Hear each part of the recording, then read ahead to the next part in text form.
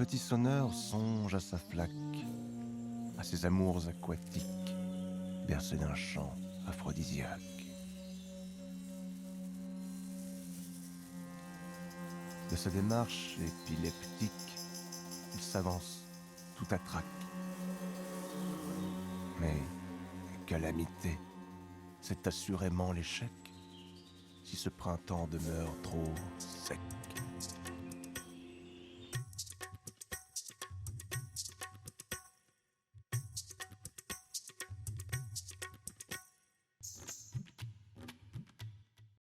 Bonjour à toutes et à tous, ici le 38e Festival de Ménigoutte et j'ai le plaisir de recevoir Jean-Jacques Guillet pour les bassines.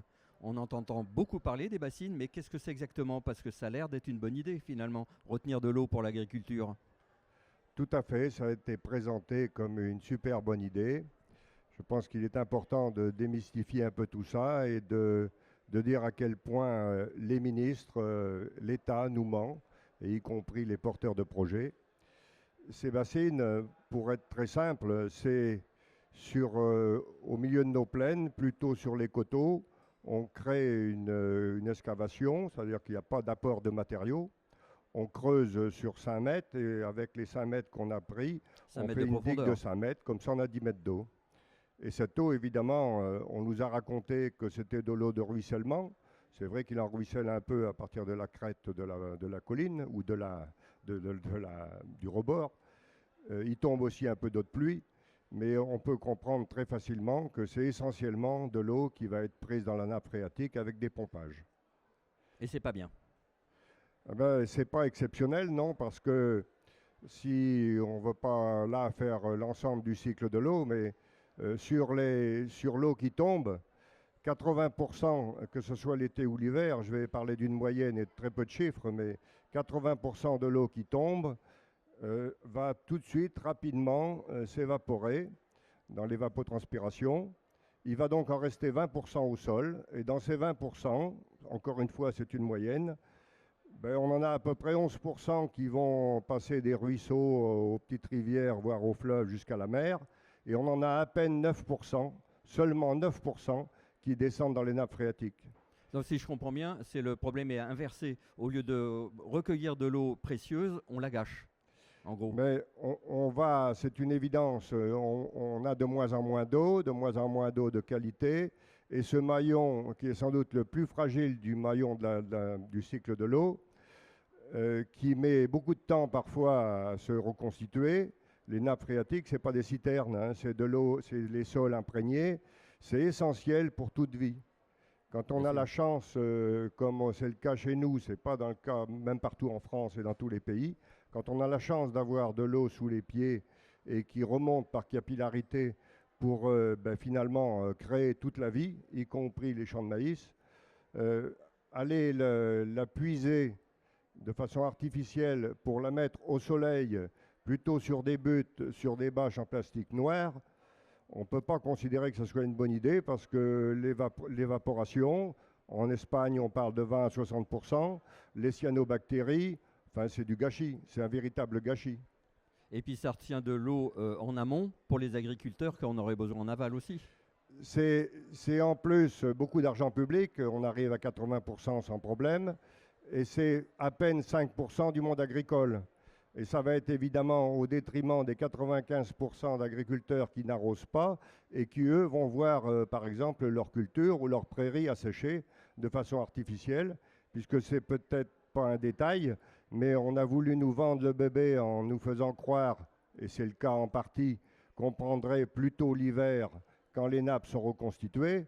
Ça veut dire qu'on ne règle pas le problème, on le déplace, puisqu'encore une fois, ça n'augmente pas les volumes qui sont dans le sous-sol, mais le prendre l'hiver, ça provoque ce qu'on a déjà connu, des assecs d'hiver, ça provoque ce qu'on a connu cette année, c'est-à-dire que dès le printemps, vous êtes en été, quoi.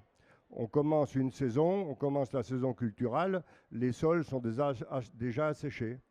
On a des hydrogéologues qui commencent à parler de façon très sérieuse aussi, aujourd'hui, d'assèchement superficiel des sols. Et c'est ce qui se passe là. Alors on va regarder un autre extrait et on va continuer sur ce sujet un petit peu polémique. Car au siècle dernier, un modèle s'est imposé dans nos champs, la monoculture.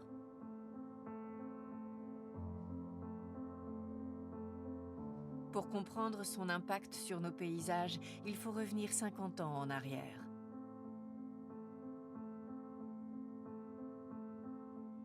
Dans les années 70, la polyculture angevine proposait un paysage riche et varié, propice à la biodiversité.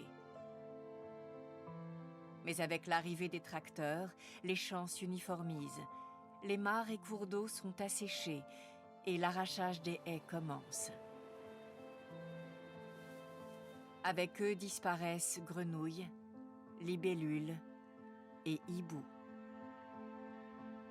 Avec l'accélération de la révolution industrielle, les dernières haies et bosquets sont coupés et les champs fusionnent en d'immenses parcelles. Papillons, bourdons, blaireaux, scarabées et tant d'autres disparaissent à leur tour. Alors il y a beaucoup de sujets polémiques dans l'écologie, hein. On aurait pu parler de la chasse, par exemple, du loup, etc. Mais même l'eau, finalement, c'est un sujet polémique. Il y a des pressions et vous avez des problèmes avec les autorités. Alors, c'est une évidence, hein. C'est un combat, c'est pas un combat d'écolo contre des arroseurs, puisque c'est pas des irrigants à mon sens. Hein. C'est vraiment un problème de fond, de société. Le petit film qu'on vient de voir, moi je le dis souvent quand on fait des interventions, si on en est dans cette situation-là aujourd'hui, c'est parce que ceux qui ont remembré, qui ont défoncé les rivières, approfondi, drainé, asséché les zones humides, prélevés dans la nappe phréatique à partir de forages avant les bassines, c'est ceux-là même qui aujourd'hui proposent les bassines. En fait, c'est une course, c'est une fuite en avant. Et là, évidemment, c'est une fuite en avant. C'est une façon de maintenir encore pendant quelques années peut-être une monoculture qui empoisonne à la fois les sols, les hommes et notre avenir. Donc c'est absolument insupportable.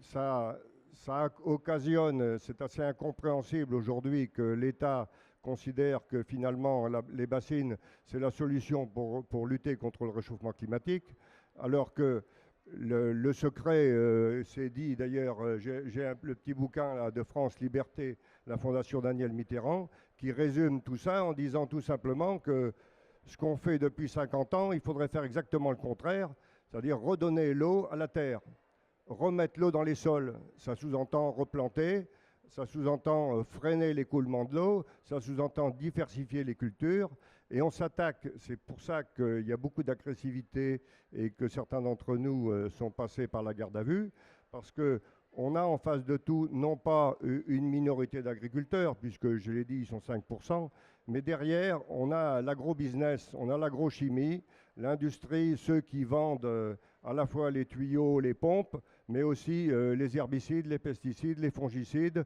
les engrais. On a les coopératives, parce que c'est un super mot, coopérative. Mais derrière les coopératives, on a une mafia. Nous, on le dit lobby. Carrément. C'est un lobby, évidemment, qui est soutenu par une marge de la FNSEA. Un syndicat, c'est la FNSEA aujourd'hui qui dicte la politique agricole et qui dit à notre gouvernement ce qu'il faut faire. C'était la dernière fois à l'Assemblée générale de la FNSEA à Niort, Madame Lambert disait au ministre ce qu'il fallait qu'il répète. Et lui, comme un imbécile, il répétait, mais bien comme il faut, quoi. Il parlait de ruissellement, d'inondation, d'eau qu'il faut recueillir quand elle déborde. Ils font tout pour ne pas parler des nappes phréatiques. Il ne faut surtout pas que l'on dise à l'ensemble des populations et des médias que c'est à partir de nappes phréatiques. Et ces nappes phréatiques, je l'ai dit déjà, mais elles sont fragiles, mais c'est d'abord à partir de ces nappes phréatiques qu'on prend l'eau potable. Et là, dans la loi sur l'eau, les choses sont très claires. C'est écrit dans cette loi, les priorités dans la gestion de l'eau, c'est d'abord l'eau potable. Si on veut avoir de l'eau potable, il faut préserver les milieux et les zones humides parce que c'est le seul endroit où elle se purifie gratuitement d'ailleurs et où elle se stocke. Et en 3, s'il en reste, éventuellement, on peut commencer à parler d'eau économique. Donc il y a un problème d'idéologie et de pouvoir et de lobby. Complètement, complètement. Contre les agriculteurs finalement. Les agriculteurs, les 5% d'agriculteurs qui nous en veulent parce qu'on s'oppose à ces projets, moi je suis de ceux qui sont convaincus qu'on leur rend service. Et d'ailleurs, sur le site de Sainte-Soline, l'agriculteur qui nous accueille, c'est un ancien irrigant. Ils ne sont pas tous fous. Il a compris que c'était s'engager complètement dans une impasse que de se lancer là-dedans. Et avec le réchauffement climatique en plus qui arrive, il est clair que, enfin on le dit, mais c'est déjà le cas en Espagne, on va faire ces cratères-là énormes, dépenser beaucoup d'argent public, et dans moins de 5 ans, ce sera comme en Espagne, on n'aura pas l'eau pour les remplir. On n'aura pas fini d'en entendre parler. Merci Jean-Jacques. Je vous en prie, merci. Merci et bon festival à tous et à toutes.